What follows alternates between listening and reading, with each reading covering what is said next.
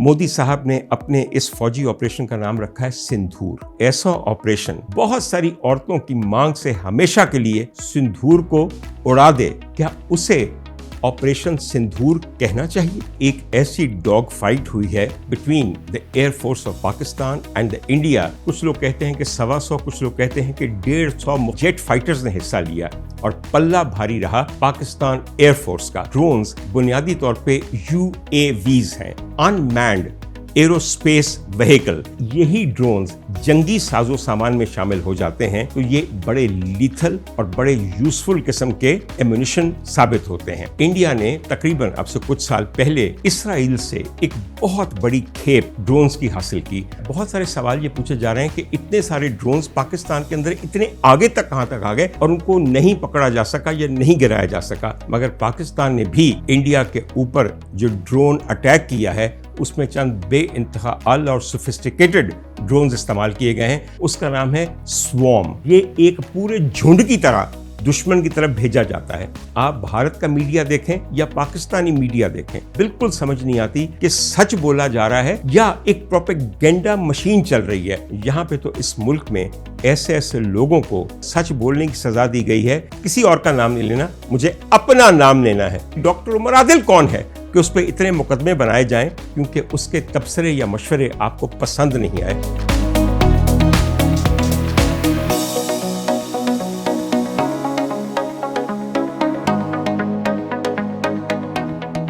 ख़वातीन हज़रात, loud speaker का एक नया एपिसोड और उसे लिए आपकी खिदमत में हाजिर है डॉक्टर उमर आदिल।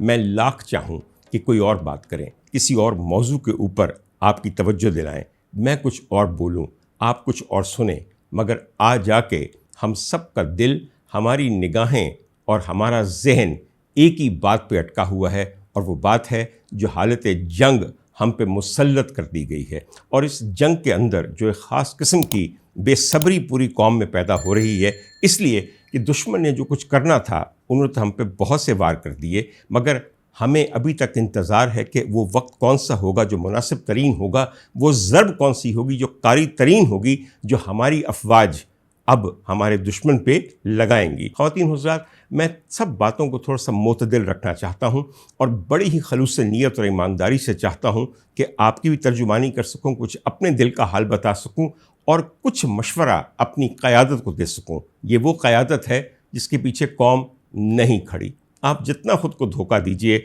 हमारी क़यादत और हमारी कौम के दरमियान एक खलीज हायल है जिसे कोई पाटना नहीं चाह रहा और जो इन हालात में पार्टी जानी चाहिए ताकि क़यादत और कौम एक साथ एक सफ़े पे आ जाए। मगर क्या किया जाए कि हमारी क़यादत ने और हमारी मुक़्तदरा ने हमारी कौम के जज्बात, उनकी ख्वाहिशात और उमंगों के साथ अपने आप को हम आहंग नहीं किया हुआ। खैर, इसके बारे में बहुत कुछ कहा जा सकता है, मगर फ़िल वक्त मुझे आपको ये कहना है कि वो तमाम लोग जो कि मामलाते ज़रब व हर्ब को अपनी निगाह में रखते हैं और मिलिट्री, वेपनरी, वॉर टैक्टिक्स वगैरह पे खूब एक खासी तेज़ अमीक निगाह रखते हैं, वो एक बात मान गए हैं। वो बात ये मान गए हैं कि पाकिस्तान की फ़िज़ाइया जैसी माहिर और पाकिस्तान की फ़िज़ाइया जैसी उम्दा तरबियत याफ्ता शायद दुनिया में कोई और फ़िज़ाइया नहीं है। वो जहाज़ जिन पे दुश्मनों को मान था, जिस पे बनाने वालों को मान था, जिस पे वेस्टर्न वर्ल्ड को मान था, जिस पे अमेरिका को मान था कि उनकी टेक्नोलॉजी ऐसी है कि कोई उनको जंग में गिरा नहीं सकता, उनको आपने न सिर्फ गिरते देखा बल्कि उनके टूटे हुए पिंजर को बिखरे हुए देखा। और इस बारे में ये सिर्फ मेरी या मेरे मुल्क के मीडिया की बात नहीं है। आइए मैं आपकी तवज्जो दिलाऊं न्यूज़ वीक के हालिया शुमारे में छपने वाले एक आर्टिकल के बारे में। ये न्यूज़ वीक टाइम्स की तरह एक अमरीकी जरीदा है जो तकरीबन 1930 से शाया हो रहा। तो आप सोच सकते हैं कि 1930 से लेकर अब तक तकरीबन 95 साल हो गए हैं इस जरीदे को। जाहिर है कि ये जरीदा बेइंतहा ज़्यादा मौकर होगा, मुअज़्ज़म होगा, मोहतरम होगा, तभी तो अभी तक इसकी सेल्स बढ़ती जा रही हैं और ये मुसलसल एक सेंचुरी बनाने में है। न्यूज़ वीक ने अपने आर्टिकल में ये कहा कि एक ऐसी डॉग फाइट हुई है between the air force of Pakistan and the air force of India कि जिसकी मिसाल दूसरी जंग अजीम के बाद دنیا کی کسی جنگ سے نہیں لائی جا سکتی. یعنی کہ اتنی بڑی فضائیہ میں جنگ ہوئی ہے کہ دوسری جنگ عظیم کے بعد ہم نے ایسا نہیں دیکھا کہ ایسا ہوا ہو. اس میں کچھ لوگ کہتے ہیں کہ 125، کچھ لوگ کہتے ہیں کہ 150 مختلف طیاروں نے اور جیٹ فائٹرز نے حصہ لیا، اور پلہ بھاری رہا ہماری پاک ایئر فورس کا، پاکستان ایئر فورس کا. اور اسی دوران مختلف مغربی ساخت کے جہاز جن پہ انڈیا کو بہت مان تھا وہ گرائے بھی گئے، اور ان کے بارے میں پتہ چلا کہ جو کچھ ہم نے سن رکھا تھا، جو توقعات تھیں، وہ قطعاً پوری نہیں ہوئیں. اس بارے میں چھوٹی سی ایک بات آپ کو کہنا چاہتا ہوں. گھوڑا بڑا ہوتا ہے یا شاہ سوار اس پہ بیٹھا ہوا شخص؟ آپ یہ بتائیے کہ میں یہ کیسے ان کو سمجھاؤں کہ بنیادی طور پہ ایک جیٹ فائٹر بڑی غضب کی چیز ہے، اس کے اندر بہترین ٹیکنالوجی ہو سکتی ہے جو جدید ترین آلات سے مزین ہو، مگر اس کی سیٹ کے اندر جو بیٹھتا ہے، جو اس کو چلاتا ہے، جو ون مین کرو ہوتا ہے، جس کے کنٹرول کے انڈر یہ پورا جہاز، اس کی ساری ٹیکنالوجی ہوتی ہے، وہ فائٹر ہے جسے ہم پائلٹ کہتے ہیں. خواتین و حضرات، آپ دنیا کی بہترین جیٹ ٹیکنالوجی لے آئیے، اس میں جہان بھر کی چیزیں بھر دیجئے، مگر اگر آپ کے پائلٹ کی تربیت اور اس کا جذبہ مکمل نہیں ہے، اس کے جذبے میں شدت نہیں ہے، اس کے ہاں جرت نہیں ہے، اس کی قوت حدت میں کمی ہے، تو آپ یقین کیجئے آپ کے فائٹر جیٹ کچھ بھی نہیں کر سکتے. It is basically the pilot who actually wins the war, who destroys the enemy jet fighters and who saves his own jet fighter to return back victoriously to one of his own airfields and his own landing strips. خواتین و حضرات، میرا دل کرتا ہے کہ میں اٹھ کے سلام کروں اپنے ان تمام فائٹرز کا، اپنے ان تمام پائلٹس کا، اپنے پاکستان ایئر فورس کے تمام پرسنل کا، کہ جن کی تربیت میں تو کوئی کمی نہیں، مگر ان کے جذبات میں، ان کی جذبہ شہادت میں، ان کی جرت کو بار بار سلام کرنے کو دل کرتا ہے.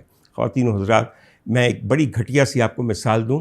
اگر کہیں کھانا بہت اچھا پکا ہو تو میں نے کئی دفعہ لوگوں کو یہ کہتے سنا ہے کہ بھائی واہ، آج تو ایسے لگا ہے جیسے میری ماں کے ہاتھ کا کھانا پکا ہوا ہے. ماں کے ہاتھ کے کھانے میں کوئی خاص نہیں بات ہوتی، صرف یہ ہوتا ہے کہ جب ماں اپنی اولاد کے لیے کھانا پکاتی ہے تو دیگر سارے مسالوں کے بعد اس میں ایک موٹی سی چٹکی ایک چیز کی ڈالتی ہے جسے ہم کہتے ہیں مامتا.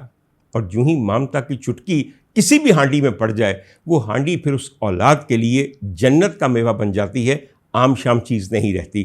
اسی طرح میں کہتا ہوں کہ کوئی بھی پائلٹ تربیت کی اور ریاضت کی تمام منازل سے گزر جاتا ہے، مگر جب اس کے دل میں جذبہ شہادت کی ایک کرن منور ہو جاتی ہے، پھر وہ انونسبل ہو جاتا ہے. وہ ایسا پائلٹ بن جاتا ہے جس کے لیے کامرانیاں ہی کامرانیاں ہیں، اور جس کی بنیادی نیت ہر دفعہ ٹیک آف کرنے کے بعد یہ ہوتی ہے کہ یا اللہ، اگر اس اڑان کے بعد میں اپنا جسد خاکی زمین پہ چھوڑ کے تیری طرف ایک روح کے طور پہ پرواز کر جاؤں گا تو مجھے یقیناً شہادت نصیب ہوگی. اور شہادت ایسی چیز ہے کہ جو دائمی حیات کی ایک شکل ہے.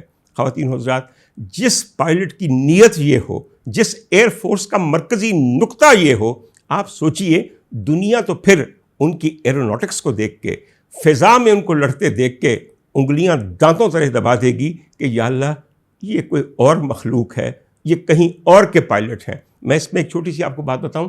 مجھے یاد ہے کہ 70s کے اوائل میں ایک اسرائیل کے ساتھ جنگ تھی کچھ عرب ممالک کی، اور اس میں مصری پائلٹ بھی شامل تھے اور پاکستانی پائلٹ بھی تھے. تو آپ یقین کیجئے کہ جب جہاز کوئی پاکستانی پائلٹ لے کے اڑتا تھا اور اپنی سوٹی کرتا تھا تو اسرائیل والے کہتے تھے this can't be an Egyptian pilot, this has to be a Pakistani pilot. بھائی، ہمارے شاہینوں کے انداز، ان کے عقابی ناز، وہ تو دور سے دیکھ کے پتہ چل جاتے ہیں کہ اس جہاز کو اڑا کون رہا ہے. جہاز خود نہیں اڑتے، جہاز اڑائے جاتے ہیں. اور دوسری بات میں آپ کو یہ بات بتا دوں کہ اب پتہ چلا بہت سارے لوگوں کو کہ جو جنگیں آج ہونی ہیں وہ دراصل زمین پہ نہیں، وہ فضاؤں میں لڑی جاتی ہیں. آپ دیکھ لیجئے، آپ کے جتنے بھی ابھی تک مارکے ہوئے ہیں، جتنی در اندازی وہاں سے کی گئی ہے، جو جوابات یہاں سے دیے گئے ہیں، وہ پہلے تو شاید میزائلز کے ذریعے تھے، اور اس کے بعد آپ جانتے ہیں کہ جہازوں کے ذریعے تھے، اور بعد میں اس میں آ گئے ڈرونز.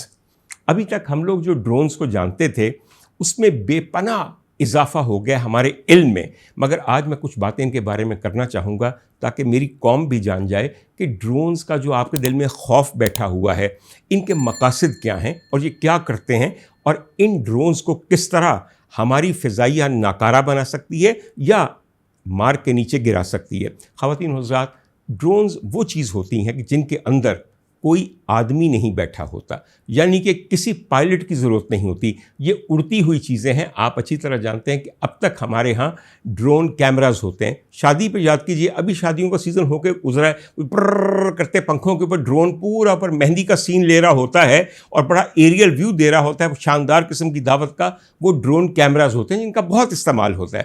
اس کے بعد پاکستانی، آپ کو پتہ ہی ہے، اور اس برِ صغیر کے لوگوں کے جگاڑوں کا آپ کو اچھی طرح پتہ ہے، ایک اسمگلنگ کی نئی ٹائپ شروع ہو گئی۔ ہم لوگ across the border between India and Pakistan drugs کی بہت زیادہ اسمگلنگ کرتے ہیں۔ تو وہ کیسے شروع کی ہم نے کہا بندہ لے جائے گا، پکڑا جائے گا، چیک پوسٹیں ہیں، سرحد ہے، باڑیں لگی ہوئی ہیں، کیسے آگے نکلے گا اسمگلر، اور پکڑا جائے گا تو مارا جائے گا۔ تو ہم ایسے کرتے ہیں کہ فضاؤں کے اندر ایک ایسی چیز کے ذریعے یہاں سے منشیات کو وہاں اور وہاں سے منشیات کو یہاں بھجوائیں کہ جس کی پکڑ بھی نہ ہو اور کوئی چیک پوسٹ راستے میں نہ آئے۔ تو اس کے لیے ہم نے استعمال کرنی شروع کر دی drones. Drones became the most popular form of smuggling of drugs across the Pak India border۔ جی ہاں، بالکل ڈرونز کا یہ بھی استعمال ہے، مگر یہی ڈرونز جب آگے چل کے جنگی ساز و سامان میں شامل ہو جاتے ہیں تو یہ بڑے لیتھل اور بڑے یوزفل قسم کے ایمونیشن ثابت ہوتے ہیں۔ خواتین حضرات، ڈرونز بنیادی طور پہ UAVs ہیں۔ UAV ایک نئی چیز سیکھیے، انمینڈ ایروسپیس وہیکل۔ یہ ایک ایسی چیز ہے جو کہ ہوا میں جاتی ہے مگر اس کے اندر کوئی انسان نہیں بیٹھا ہوتا۔ اچھا، ان کے آگے سے دو ٹائپس ہیں، یہ مینولی آپریٹڈ بھی ہو سکتے ہیں اور اٹونومس بھی ہو سکتے ہیں، یعنی کہ جب ان کو ایک دفعہ لانچ کر دیا گیا تو یا تو کسی انسان کے ہاتھ میں ان کا کنٹرول ہو، جس طرح بچپن میں یاد ہے ہم اڑایا کرتے تھے ریموٹ کنٹرول قسم کے جہاز اور پھر ان کو واپس لینڈ کر دیا جاتا ہے، تو بالکل ایک ایسی چیز ہوتی ہے، ان کا ایک موڈ ہوتا ہے جس موڈ کو یہ کہا جاتا ہے کہ اس کے اندر human in the loop mode ہے، یعنی کہ ایک انسان کہیں بیس پہ بیٹھ کے ان کی تمام پرواز کو مینیج کر رہا ہے۔ تو یہ تو ہو گیا آپ کا مینول، اور دوسرا موڈ آپ کا ہوتا ہے اٹونومس، یعنی کہ یہ خود ایک پری ایڈجسٹڈ ڈیٹا، ایک پری ایڈجسٹڈ ٹارگٹ، ایک رینج کے مطابق اڑتے ہوئے جاتے ہیں اور اپنے کام کرتے ہیں، اور پھر اگر واپس آ سکیں تو واپس آ جاتے ہیں، ورنہ اکثر یا تو گر جاتے ہیں یا مار گرائے جاتے ہیں۔ خواتین حضرات، انڈیا نے تقریباً اب سے کچھ سال پہلے اسرائیل سے ایک بہت بڑی کھیپ ڈرونز کی حاصل کی، جن کی قیمت یہ بتائی جاتی ہے کہ $2.9 بلین ہے۔ اور میں آپ کو ذرا متعارف کروا دوں کہ ان کروڑوں اربوں روپے کے اندر انڈیا نے جو ڈرونز خریدے ہیں اسرائیل سے، ان میں سے 3 کا نام آپ کے لیے بہت اہم ہے، کیونکہ وہ آج کل آپ کے ملک کے خلاف اور دراندازی کے ذریعے اور آپ کے مختلف شہروں کے اوپر گر رہے ہیں، اور خدا تعالیٰ آپ کو ان سے بچائے۔ ان میں سے 3 کے نام بڑے اہم ہیں۔ ان میں سے ایک ہے ہیروپ، HAROP۔ ان میں سے دوسرا ہے جس کا نام ہے ہارپی، HARPY۔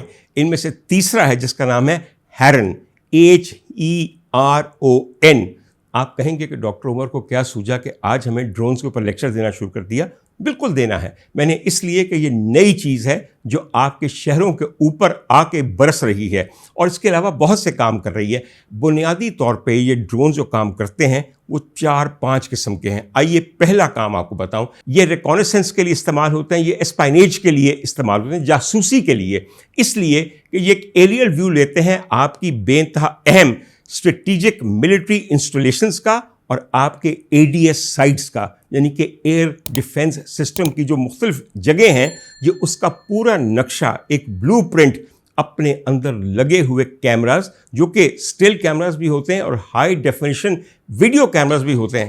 ہر ڈرون ہماری اسٹریٹجک سائٹس کے اوپر اور ہمارے ADS کے اوپر ایک ڈیٹا جمع کرتا ہے، یعنی کہ وہاں پہ کیا انسٹال ہوا ہے، کہاں پہ ہے، لوکیشن کیا پہ ہے، وہاں پہ موومنٹ کیا ہو رہی ہے، وہاں تیاری کیا ہے اور کس لیول کی ہے، اور یہ پورا ڈیٹا پیچھے اس بیس کو بھیجا جاتا ہے جہاں سے اس کو اڑایا گیا تھا۔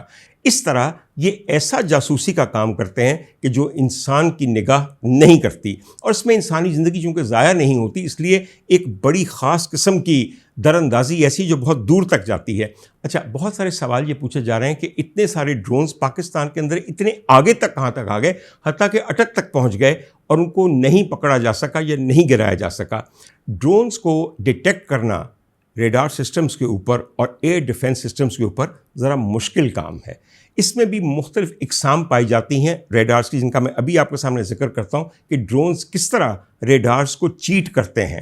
ایک بات مگر یاد رکھیے، ایک لفظ یاد رکھیے گا، انہیں کہا جاتا ہے لوئٹرنگ میونیشن، یعنی کہ یہ وہ چیزیں ہیں جو کہ ایسا اسلحہ ہیں یا ایسا ملٹری ہارڈ ویئر ہیں جو کہ لوئٹر کرتے ہیں۔ لوئٹر ہوتا ہے کرنا، آوارہ کسی جگہ پہ پھرنا۔ یہ جو ان کی آوارگی میں پھرنا ہے، they actually hover over the battle field, یہ تمام اس جنگ کے کارزار کے اوپر یوں پھرتے رہتے ہیں اور ہر جگہ کا معائنہ کر کے پیچھے بتاتے رہتے ہیں کہ کیا ہو رہا ہے۔ خواتین و حضرات، ان کے اندر کئی دفعہ ایک میزائل بھی ہوتا ہے جو ایک خاص ٹارگٹ پہ جا کے یہ اس کو داغ دیتے ہیں، جا کے پہچان لینے کے بعد آپ کے اے ڈی ایس کو یہ اس کو تباہ بھی کر دیں، یا کسی ڈیم کو تباہ کر دیں، یا کسی اور ملٹری انسٹالیشن کو تباہ کر دیں اپنے اوپر کیری ہونے والے میزائل کے ذریعے۔ تو آپ یہ دیکھیے کہ آج کل کے وارفیئر میں یہ واقعی بے انتہا ایفیکٹو اور بے انتہا لیتھل قسم کی چیز ہے، اور چونکہ یہ بالکل سوئسائڈ بامبر کی طرح ہوتے ہیں، ان کو کہا جاتا ہے سوئسائڈ ڈرونز۔ اپنا کام کرنے کے بعد یہ تباہ بھی ہو جائیں تو چونکہ اپنا کام کر چکے ہیں، اس لیے ان کی تباہی ان کی کامرانی ہے، اور اس میں کوئی ایسی بات نہیں کہ واپس آئے یا نہیں آئے۔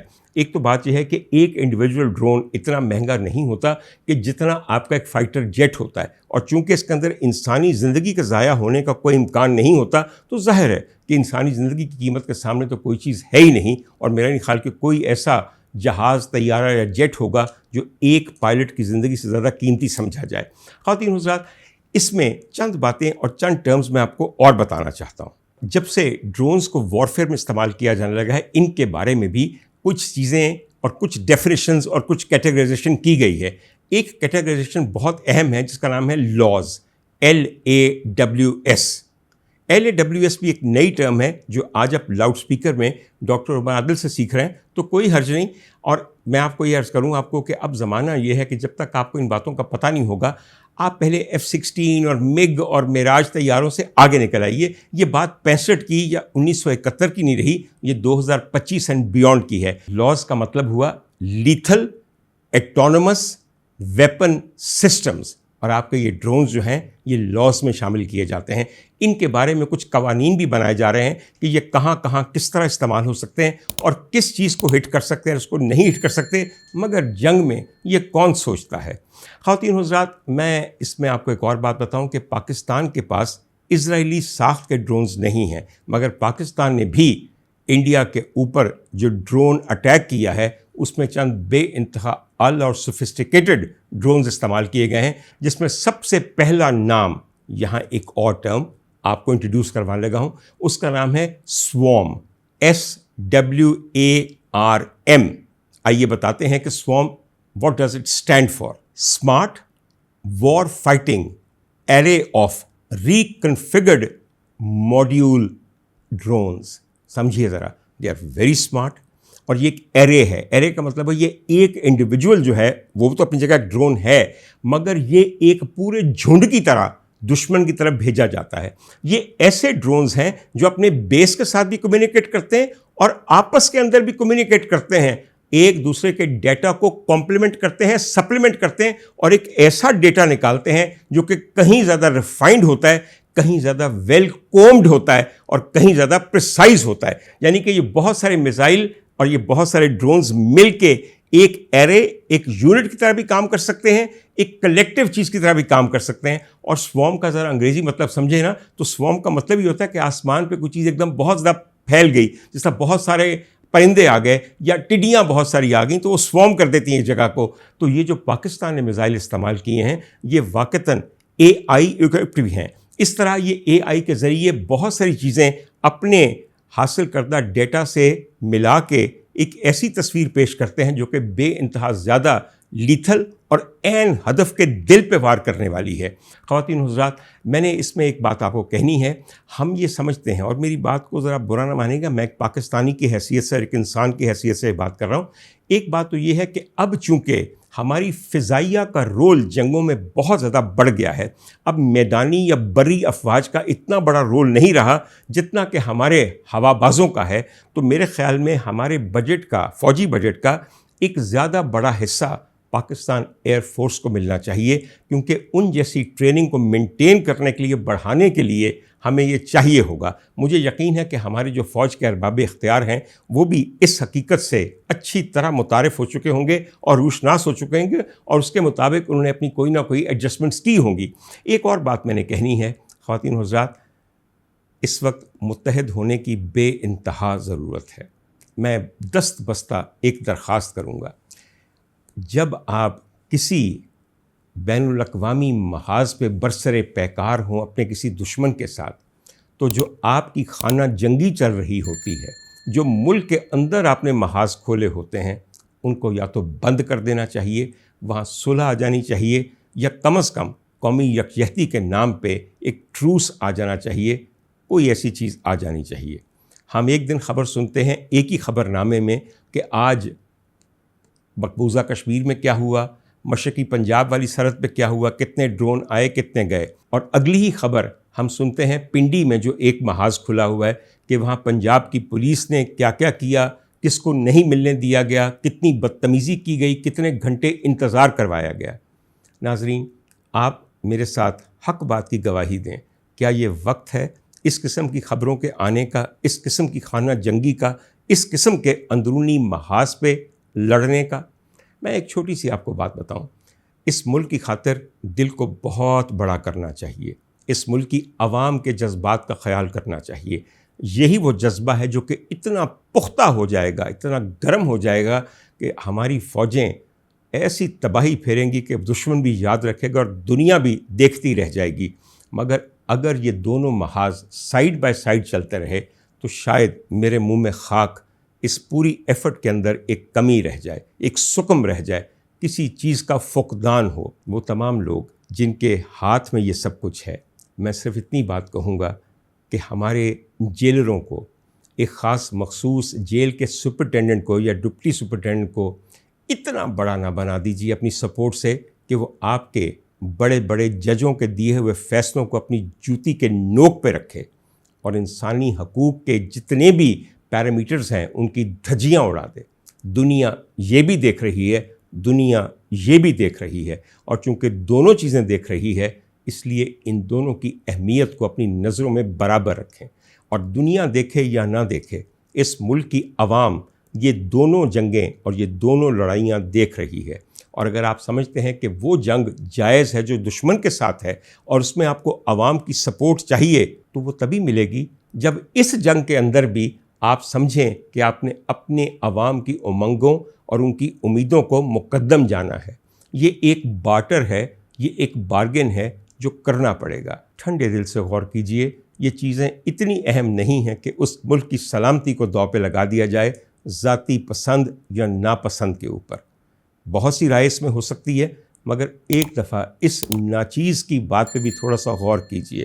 خواتین حضرات، اس کے علاوہ ایک بات آپ کو کہنی ہے کہ جو چیز جنگ میں سب سے پہلے ہلاکت کا شکار ہوتی ہے وہ ایک تو ہے سچ۔ سچ میں اس لیے کہتا ہوں، آپ بھارت کا میڈیا دیکھیں یا پاکستانی میڈیا دیکھیں، چینلز پہ بالکل سمجھ نہیں آتی کہ سچ بولا جا رہا ہے یا ایک پروپیگنڈا مشین چل رہی ہے۔ میں بھارتی چینلز کو بہت کم دیکھتا تھا، اب اس لیے دیکھنا شروع کیا کہ اس سے بڑا کامیڈی کا پروگرام کہیں اور ہے ہی نہیں۔ وہ بھوکلاہٹ، وہ جھلاہٹ، وہ خرافات، وہ جذبہ، وہ آواز، وہ لہجہ، وہ سپیڈ جو وہاں کے اینکرز استعمال کر رہے ہیں، وہ صرف تبھی آتا ہے جب آپ نے جھوٹ کو سچ ثابت کرنا ہو اور آپ بری طرح ناکام ہو رہے ہوں۔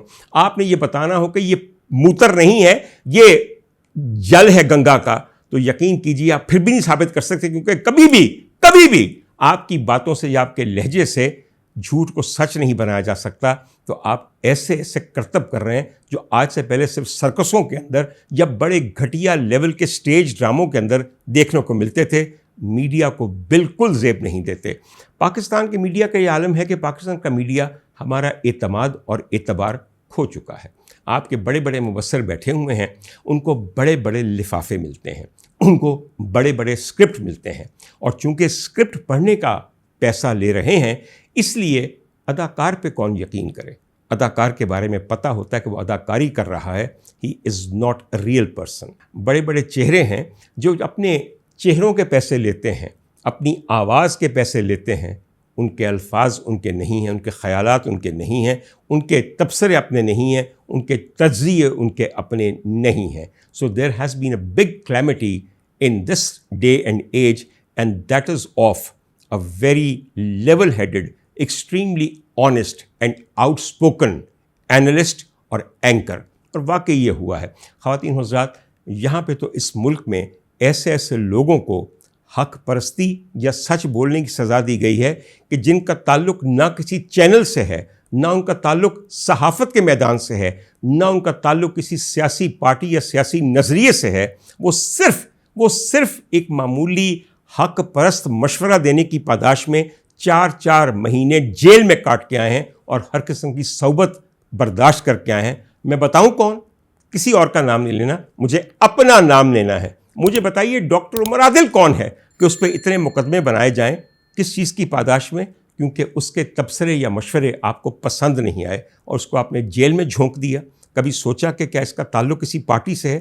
اور جن خواتین کو آگے اپنے فرنٹ ویمن کے طور پہ استعمال کیا گیا اور ان کو کہا گیا کہ بناؤ مقدمہ اس پہ، بناؤ مقدمہ اس پہ، اس لیے کہ اس نے تمہیں فیملی سائز کو لمٹ کرنے کا مشورہ دیا۔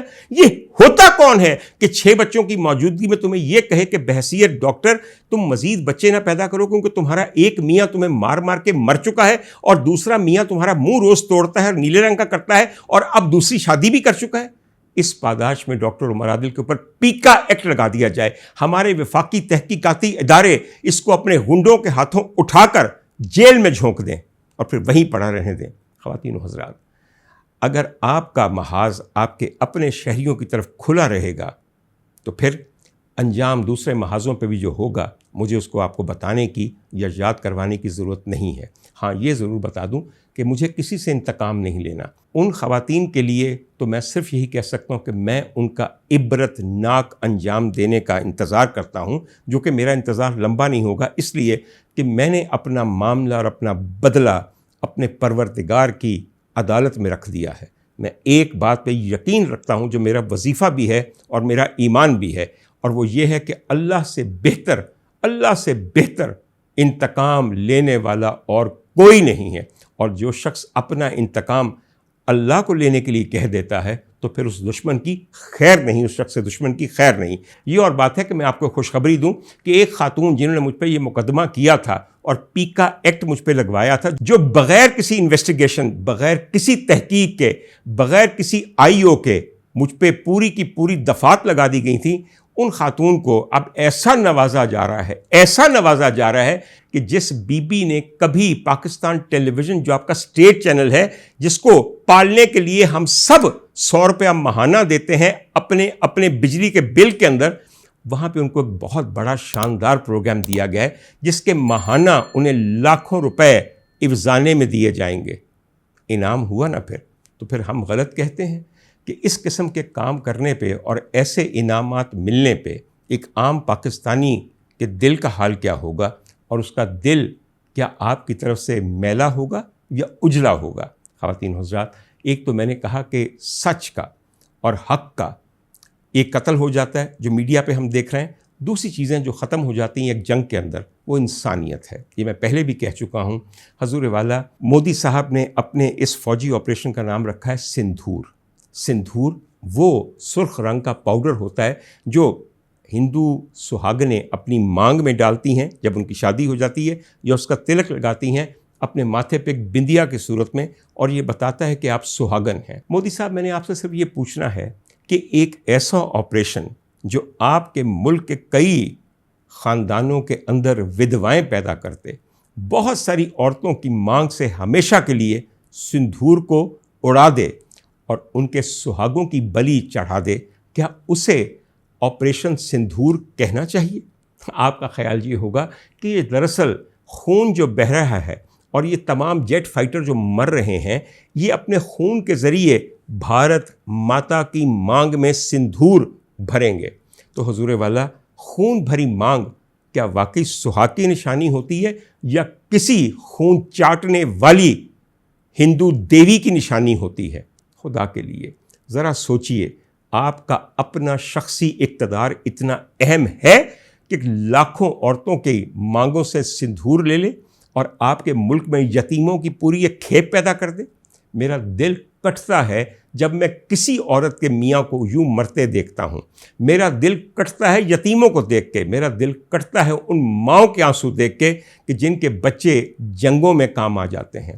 خواتین و حضرات، ایک دفعہ ذرا سوچئے کہ کیا انسانیت کو یوں قربان کر دینا چاہیے؟ اور آخر میں ایک آپ کو بتاؤں، ترقی کو، انفراسٹرکچر کو، ہر قسم کے فنڈز کو آپ یوں بارود میں اڑا دیتے ہیں کہ وہ تمام قومیں کئی برس پیچھے چلی جاتی ہیں جو کہ جنگوں کے اندر اپنے آپ کو انوالو کیے ہوئے ہیں۔ کیا ہم واقعی بر صغیر پاک و ہند کے اندر یہ افورڈ کر سکتے ہیں؟ کیا دونوں سائڈوں کی عوام یہ چاہتی ہے؟ چلیں پوری عوام باقی چھوڑیے، صرف ایک بات پوچھتا ہوں، میں ایک پنجابی ہوں اور میں گریٹر پنجاب کے اندر یقین رکھتا ہوں۔ میرے خیال میں جس طرح پنجاب کے درمیان لکیر کھینچی گئی تھی وہ بے انتہا غلط تھا، مگر اب یہ ایک بیکار بحث ہے۔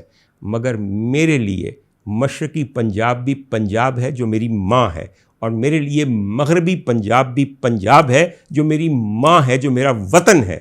میرے لیے دونوں طرف کی پنجابی مائیں، ان کے دلوں کے ارمان اور ان کے بیٹوں کے لیے ان کے دل سے نکلنے والی دعائیں اتنی ہی مقدم اور مقدس ہیں کہ ان میں کوئی فرق مجھے نظر نہیں آتا۔ خواتین و حضرات، آخر میں صرف مجھے یہ دعا کرنی ہے، I really hope sanity prevails. Sanity prevails not on just that front but also the front within. مجھے امید ہے کہ میری اتنی سی بات گرا نہیں گزری ہوگی اور میری پکڑ کے لیے ہر کارے دوبارہ نہیں آ جائیں گے۔ میرا حافظ خدا ہے، اور جب تک وہ میرا محافظ ہے مجھے اور کوئی حافظ اپنی حفاظت کے لیے نہیں چاہیے۔ بہت شکریہ اور مہربانی۔